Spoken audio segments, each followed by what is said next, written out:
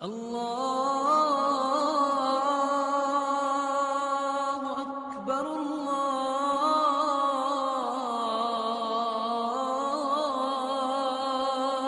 اکبر۔ سحری جو ہے، چونکہ یہ وقت اللہ کو بڑا پیارا ہے اور سحری انسان کرتا ہے تو روزہ بھی رکھتا ہے۔ وَبِالْأَسْحَارِ هُمْ يَسْتَغْفِرُونَ، سحری کے وقت جو ہے جو استغفار کرنے والا، اس کی تعریف بھی بیان کی ہے۔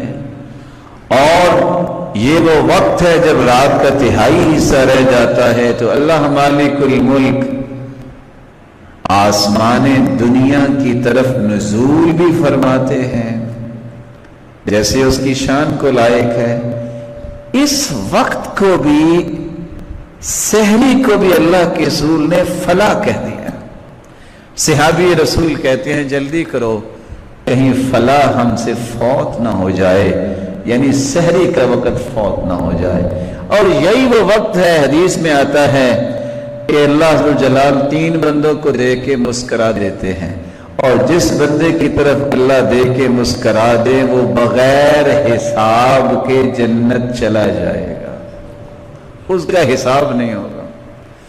ان میں سے ایک شخص وہ ہے، رات سفر ساری قوم کے ساتھ اس نے کیا، سحری کا وقت آ گیا، سارے تھکاوٹ سے چور تھے، یہ بھی تھکا ہوا تھا، سارے سو گئے، یہ وضو کر کے اللہ کے سامنے کھڑا ہو جاتا ہے۔